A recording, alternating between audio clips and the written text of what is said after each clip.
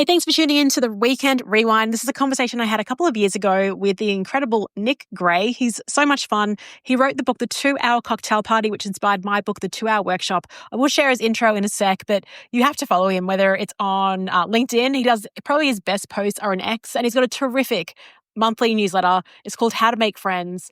Just a really terrific guy. I know you'll pick that up from this episode, and links to everything he does is in the show notes for this one. Enjoy the rewind. So who is Nick Gray? Well, he moved to New York City with very few friends and less than stellar social skills, but he craved new relationships and exciting opportunities. So Nick started hosting non-traditional parties, and this is a move that opened doors that he never could have imagined.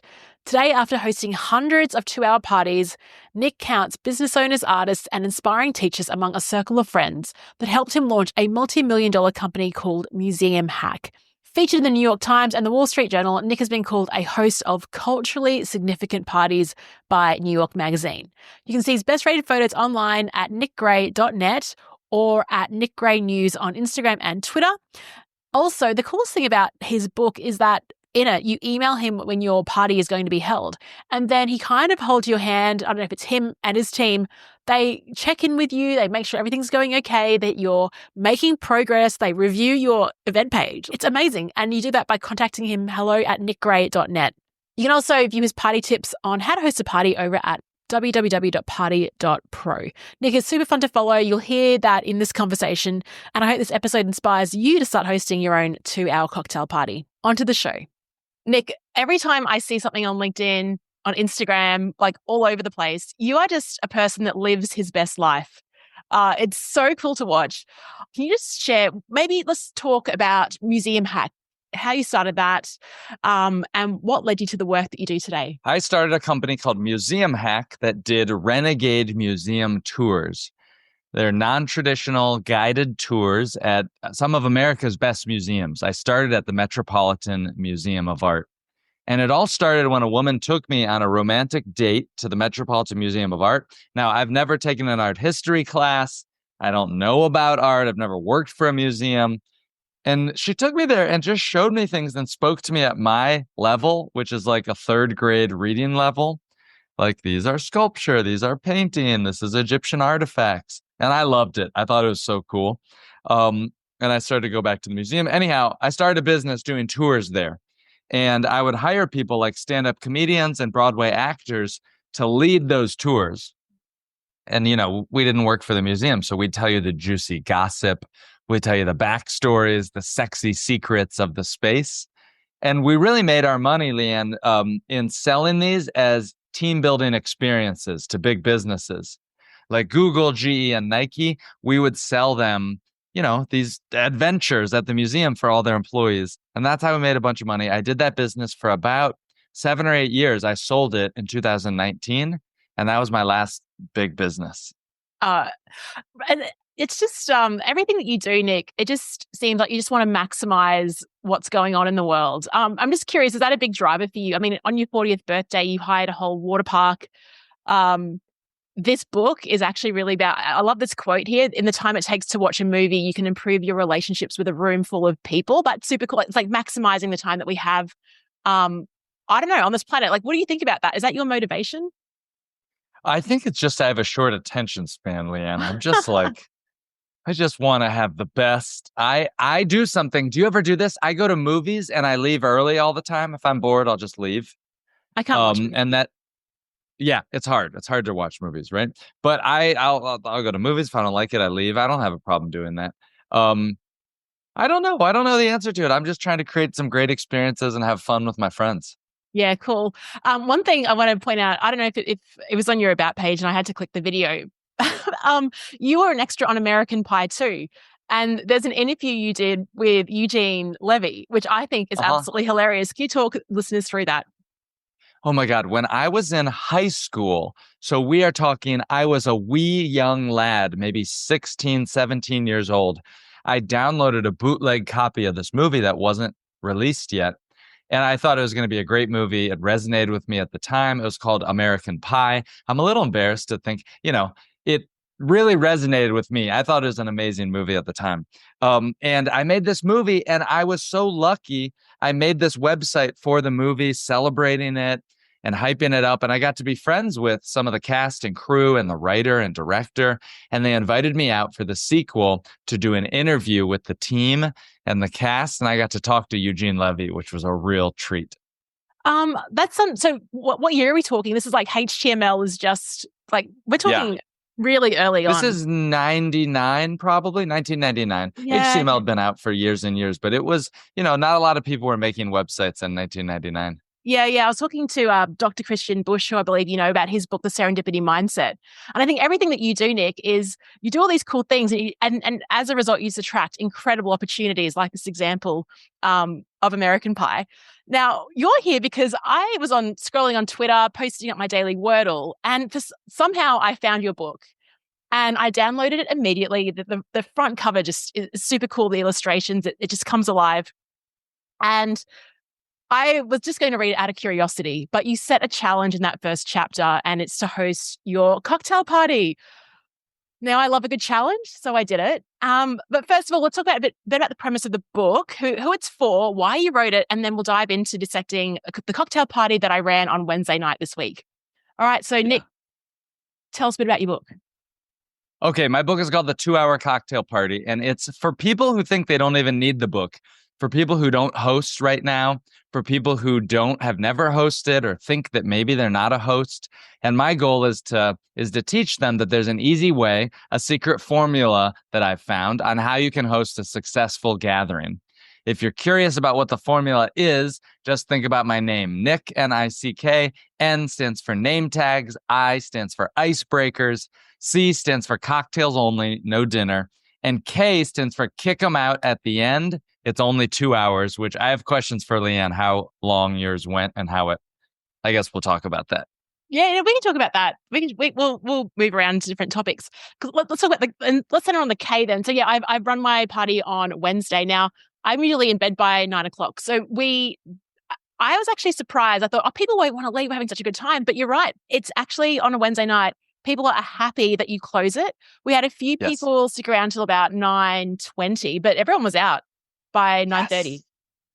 And they like that, and they appreciate it, and they're ready to come back, and they think of you as a better host when you give a gracious ending. When you end it with confidence, it's such a pro move. Yeah. I mean, let's walk through. Yeah, you're right. And people were very grateful. I had someone that drove like an hour and a half just to come along. He'd been up since 2:30 that morning. I had just the amount of effort people made to come along was out of control. Wow. Even the name tags, right? So everyone was like, "Oh, where did you buy your name tags from?" So I had to create some show notes for guests and to share like links for various items. But I've linked to your book because you've got the whole resource on it. Why are name tags so important? I think name tags, increasingly I'm thinking about introverts and people with social anxiety, shy people, and how we can create spaces to make them feel more welcome. When everybody wears name tags at a party, you show that there's no cliques. You show that it's a safe space to go up and introduce yourself and make a new friend. It's like wearing a jersey for sports. When you wear a name tag, everybody's on the same team. I went to this fancy business event once, and we paid a crazy amount of money to be there. There were 30 different people. And the host said, "Oh, we're not going to have name tags. We don't want this to feel like a normal business event.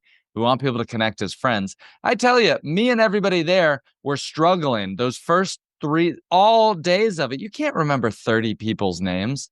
And at a cocktail party, the point of my gatherings is to mix up your different friend groups. I'd love to know from Leanne who you invited to your party. But that's the purpose. That's the goal of these gatherings, a 2-hour cocktail party. And when you host one, you'll be known, you'll be successful, you'll be famous among your friends for gathering people, for introducing your different groups of people. Think about all the different connections you have. If you can bring them all together, they'll be friends with each other.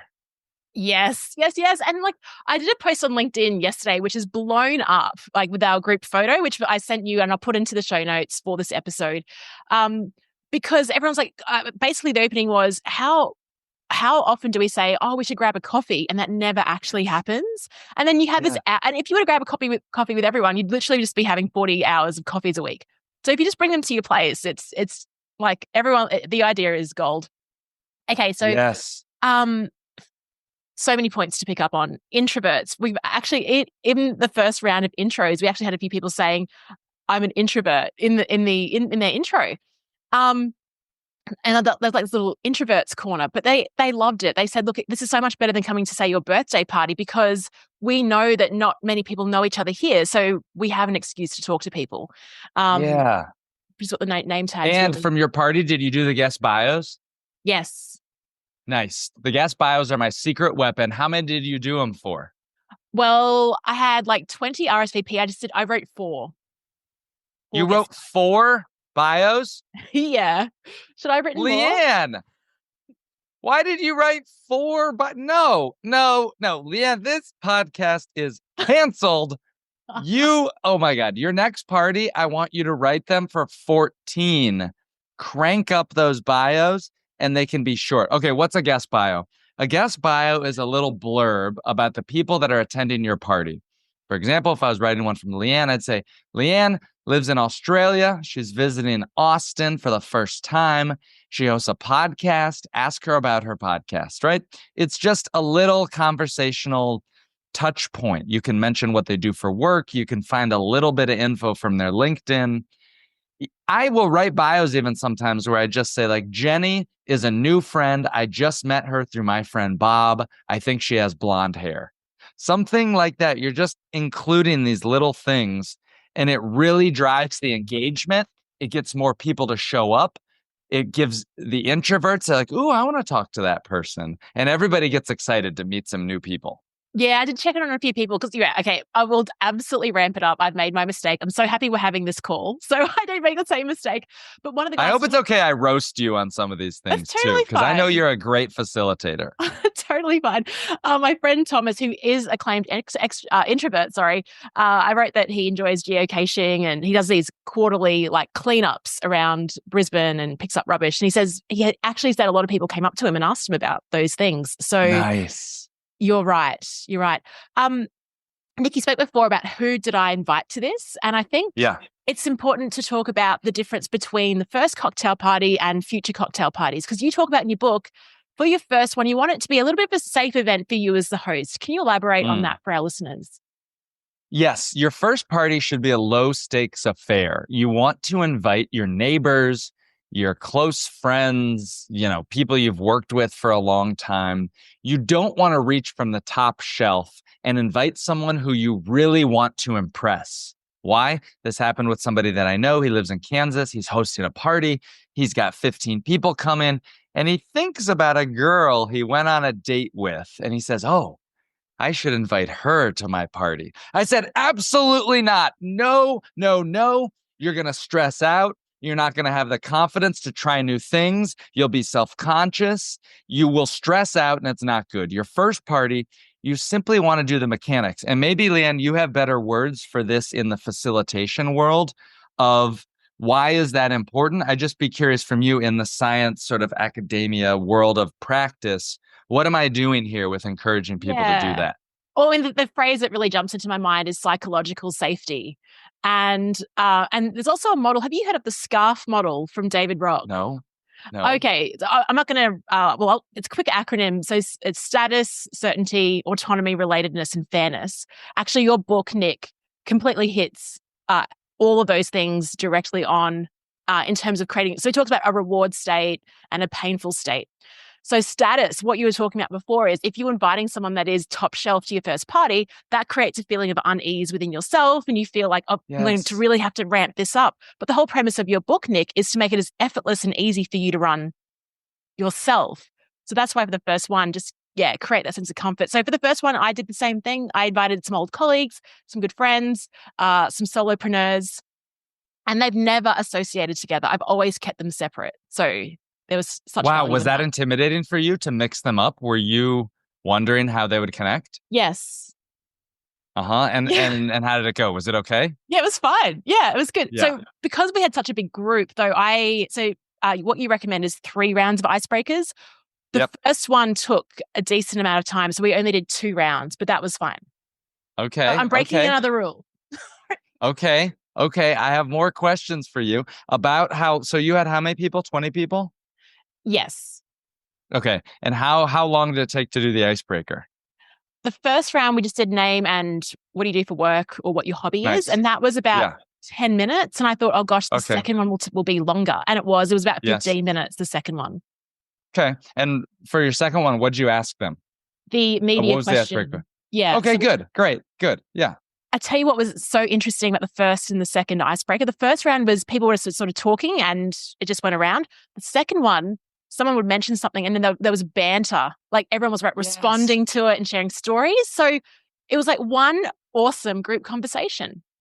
Really cool. You got to see it evolve as the rapport was built up and the new connections. You saw, somebody gave me a good suggestion. So I helped host a party last night, and somebody said, I'm trying to grow my audience online on TikTok. And somebody said, you know what you should do? You should set up a little GoPro to record a party with people's permission, record an entire party, and then you voice over and comment. And I'm just thinking how cool it'd be from your party. Notice the body language during the first icebreaker. Notice the audio levels. And now look at the second one. All these connections happening. That is a brilliant idea because I could see it. So we've got, but I also want to talk about, gosh, I'm sorry, I'm just jumping around to different points, but I think I that I can't can. wait. Good. I feel like you're the type of person I can do that. We don't need to have like Yeah. the the brilliant thing is whenever I thought about hosting an event, I thought I'd have to go to a bar or hire a venue. And Mm. something that you say, and I actually live about 15 minutes away from the city, so it is a bit of a hike to get to where I am. But people made the effort. And in my mind, I didn't think that would actually happen hosting at your own house. What is the value of hosting it at your own place? The value to hosting at home is multiple things. Number one, it hypercharges your connections. It when you bring someone into your home, it's like you're going on a little date with them. You're inviting them into this sacred, special space. Number two, hosting at home is more generous. When you host at a restaurant or at a bar, everybody, I'm assuming that you're not going to have an open tab. Maybe if your financial situation allows that, but for most of me and my friends, that's not a reality. And when you host at home, though, for less than 100 Australian dollars, you can gather everybody and you can serve them drinks and basic snacks and cocktails. At a bar, you can't do that. It's very transactional. Each drink you have to pay for, you have to wait. When you bring someone into your own home, you can control the space. It's just you and your friends. And for many people, you're in a small, intimate environment. It just feels more special. It also feels more vulnerable. One of the biggest hangups from people, oh, my apartment isn't big enough. I live too far away. It's not clean enough. It's not nice enough. I project this image online, and in reality, I don't want people to come over to my house and see how I really live. And the reality is that for 95% of the people that I work with and that I get to help host their parties, their home is the best place to do it. All of those things they've said are limiting beliefs. The reality is nobody's going to show up to your home and judge you and start to think worse of you because you're going to be generous. You're going to be hosting a great event. It's really fascinating. Yeah, it's really powerful. And like we've got this 1970s house. And so downstairs, there was actually a bar area that we've never used before. We've just used it to like film videos and do random things, but it was perfect. So now I'm like, okay, I'm so ready for number two. So Nick, what should my second cocktail party? What should the focus be for that? For your second party, I think, okay, so your first party, you did the 2 rounds of icebreakers. You had what, 20 people? Yeah, You host at your home. You did it on a Wednesday from what time? You do 7 to 9 p.m.? correct.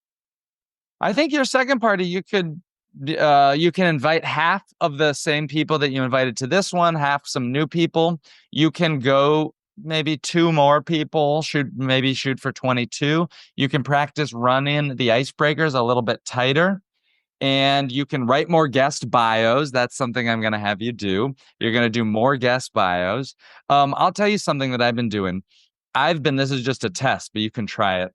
I've been sending the guest bios, and I also link to a Google Doc that say, here are the guest bios. Feel free to add or edit your bio on this Google Doc as well. And so somebody can jump in, they can add theirs, they can add their social links. And the next day after your party, you can experiment with an email to everybody and link to that Google Doc and say, hey, if you want to add your social media links, hop on this Google Doc, add it onto your bio. It's a good way to link up and connect with people afterwards.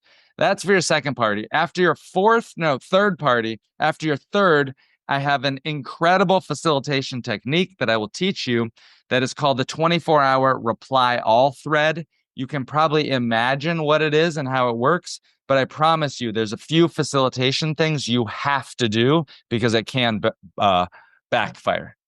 Okay, cool. So that's a real incentive for me to run my third. Hey, Nick, what have been, I mean, in your book, you share some stories of people that are running these, and what has been the value for the host? Like, what has changed in their life as a result of doing these a little, like, quite frequently and doing more of them? So I'll tell you for myself, I launched my last business, Museum Hack, thanks to hosting all these parties. I had a network of acquaintances. And here's what we think about. You typed on LinkedIn, how many people do you say we should just get a coffee? We should hang out. And you never do it. You never do it. We have all these acquaintances, these weak ties, these loose connections that we never build a relationship with. When you host a cocktail party, you will develop an incredible network of acquaintances. Now, you can build big relationships. You can build friendships out of that. And you're much more likely to build that after they've attended a party that you've hosted. Now you can invite them to dinner, to go on a bike ride, to hang out. They will invite you to things. So one, I launched my business thanks to that. I just heard from somebody last week. He said, dude, oh my God, I read your book when I was like beta testing it. He said, I hosted 2 parties and someone I met on one of those parties invited me on a ski trip. And I never would have gotten the invitation to go on that. I ended up meeting some people. It was one of the best trips I ever went on. And it's all because I hosted a party. And so I think you were talking about just that serendipity and just creating new opportunities. And I think we find out about the best opportunities through these random weak ties and loose connections. Yeah, but the best thing about it is it.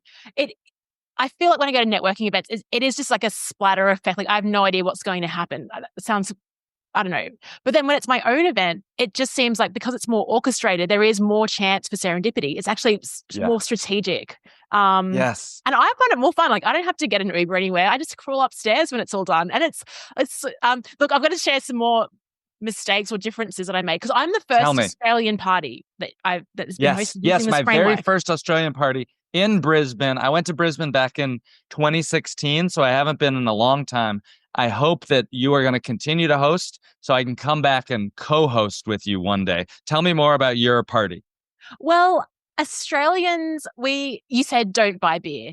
And it's like Yeah. Australians and beer are pretty synonymous. Yes. So, Yes. so I did. Yes. And we've got, and I don't know if it's a big craze in America, but 0% beer is actually taking off. Huh. Wow, cool. Yeah. So I actually didn't buy 0% beer for this party, but I will for the next one because there were quite a few drivers. But I had mid-strength. We had like a regular beer. I made some Aperol Spritz. I know you say you don't do that, but it's pre-mixed and it's easier than me having to pour vodka. I did actually pay for a grazing platter, and that was a waste of money. I should not have done that. Oh my gosh. Talk about that because you read my book. You said, well, he said not to do this, but I'm going to do it. That's okay. That's all right. Well, I guess the reason there's a small business, I just wanted to support them. They make some really attractive grazing platters, and I've always wanted an excuse to just support them. So I did that, but I'm like, I won't do that again. I think I will absolutely take what you write in your book in terms of what to supply. So which snacks or drinks were the most popular? I had cans of sparkling water with lime, and they were super popular. The Aperol Spritz was great. White wine was, no one drank the red wine. Yes. So, and the beer, of course. Fascinating, because it's winter time there now, right? Yeah, but winter's about, I mean, I can't even convert to it was pretty cold. But no one drank I would have thought wine. that the red wine would have been more popular. Is that a cultural thing? No, red wine's usually popular. Yeah. Yeah, I don't know.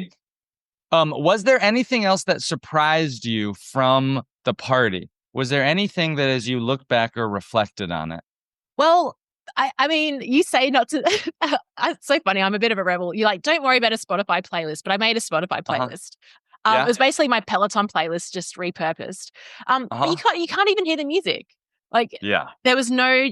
Oh well, people arrived early, so people were coming through the door. There were about 5 people there at 6:50 p.m.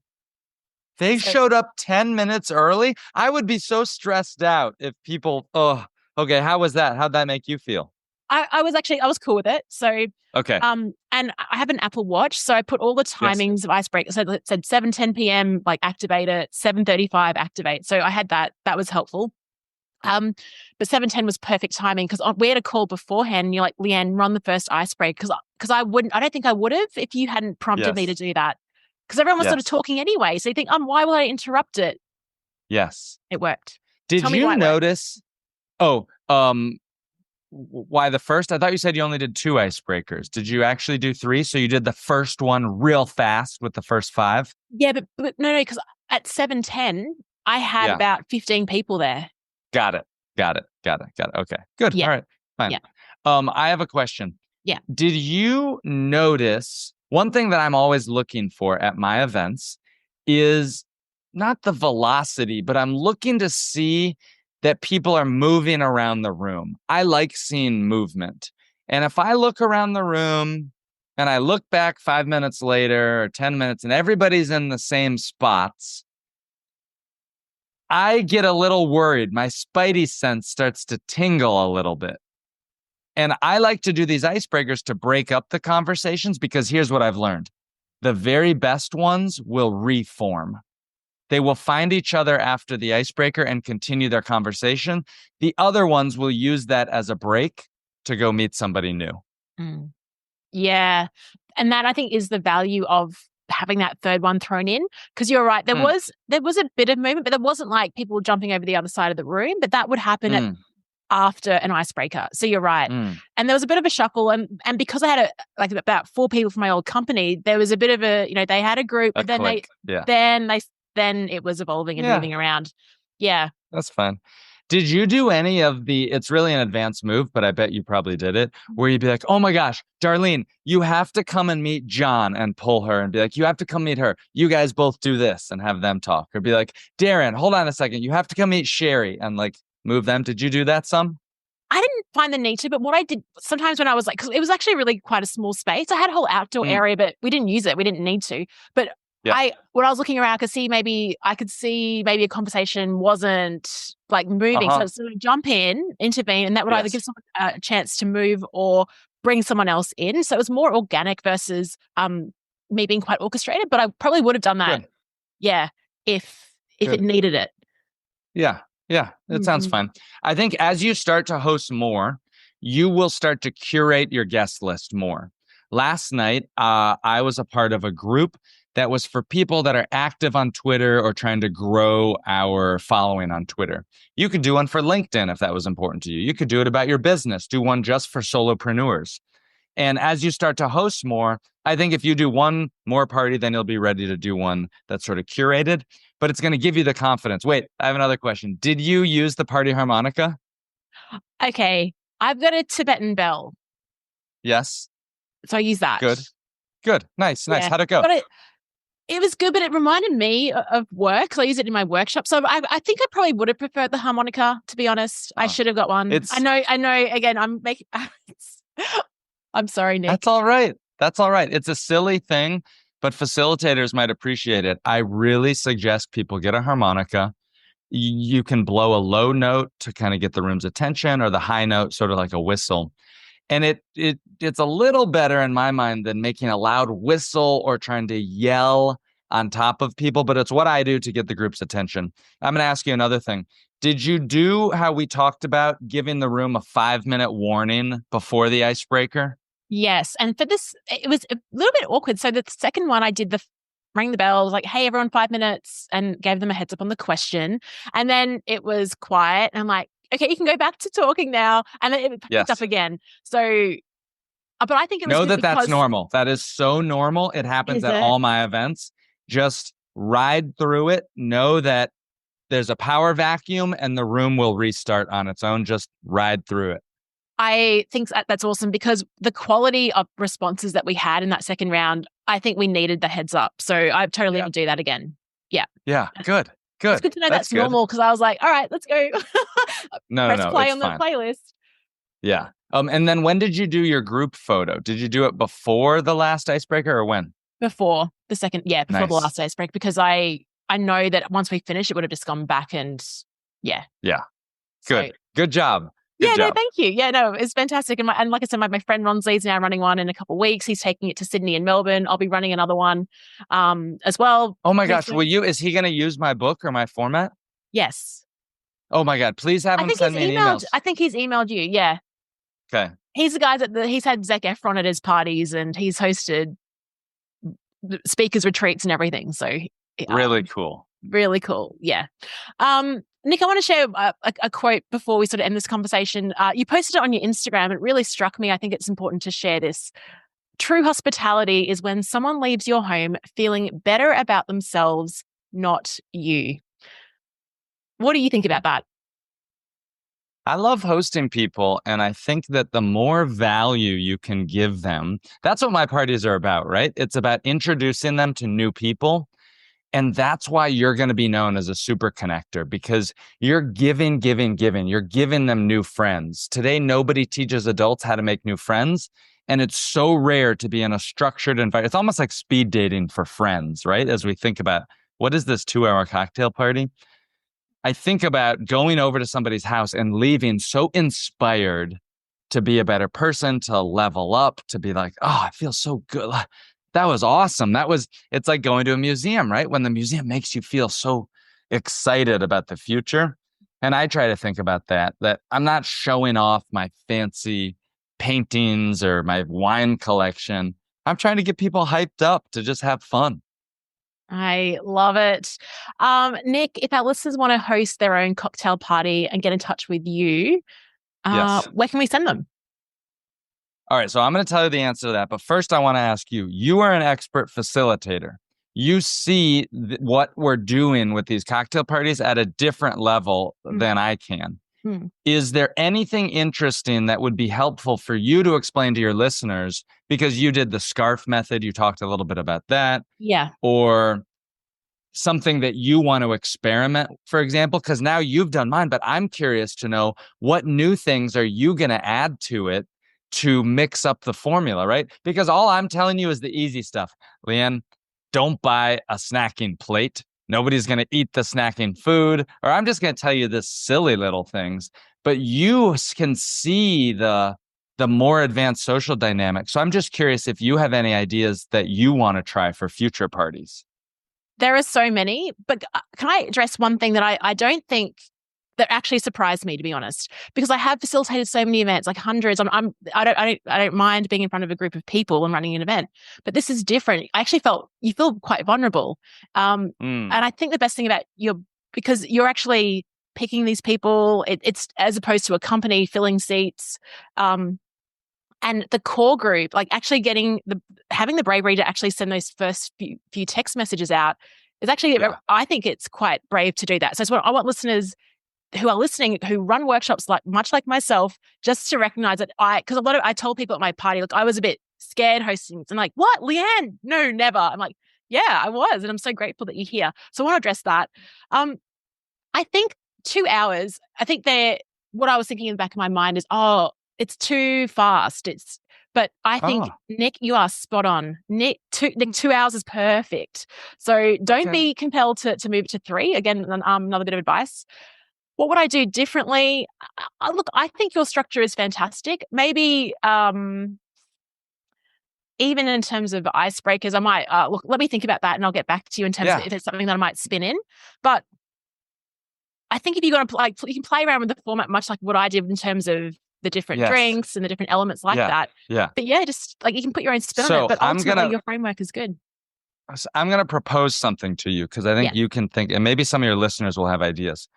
I believe that the 2 hour cocktail party, the format and formula that I've written, is about an operating system for social gatherings that can help you to meet some new people. There's name tags, there are icebreakers, there's 3 reminder messages, there's guest bios, you collect RSVPs. That format and formula can be applied to a variety of social gatherings. For example, 2 that are on top of mind for me are book swaps. Have you ever hosted a book swap? No, but I'm super keen. Yeah. Okay. So don't do it yet. Do it for your 3rd one. Okay. Because everybody loves the idea of a book swap and they want to jump right to it, but just get your bearings right now on this first. And the second one is a clothing swap My ex-girlfriend has been hosting them, and women are just loving these clothing swaps. And you use the same format and formula. You use name tags. You use one or two icebreakers. Hey, show us the clothes you got. Show us what you're looking for. Little conversational prompts. Somebody that I was talking to said, hey, I've hosted 2 of your parties. I think I want to do one now because everybody asked me what they can bring. He said, I love cheese. I know a lot about cheese. I think I want to do a cheese tasting. And I'm going to use your format and your formula, and I'm going to do it as like a cheese tasting. And he's hosted some, so he knows the foundations of it. But I'm really curious for people like you, for your listeners, your friends, to evolve this format and formula, to try different modules, if you will, where Book Swap is a module that just goes on top of the rails of this structure. So I kind of want to play in that space with you sometime. If your listeners are interested, tell Leanne that you like this episode. Ask her to have me back in a couple months when she's been hosting more, and we can talk even more about parties and things like that. Oh, we totally will. I mean, I'm hosting Leanne's long lunch in next month, and using the same framework, using Mixly, What doing is everything. Well, I'm bringing over Alan Weiss. I don't know if you've heard of him. He's yes, $1 million consultant. So he's coming to Brisbane to speak. So I'm running like a spin-off event the day before, where I've got members of my community who are coming to his event, and we're having a long lunch by the water. And I'm using the same format that you prescribed there. So absolutely, you can take elements of this.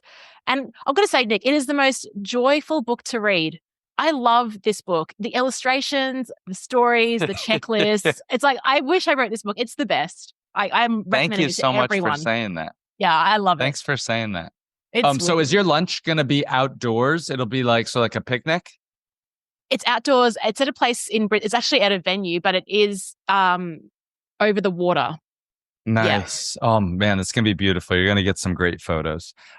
So if your listeners want to find out more about me, I post on social media. I'm on Twitter. I'm at Nick Gray News, NEWS. I'm active on Twitter, on Instagram.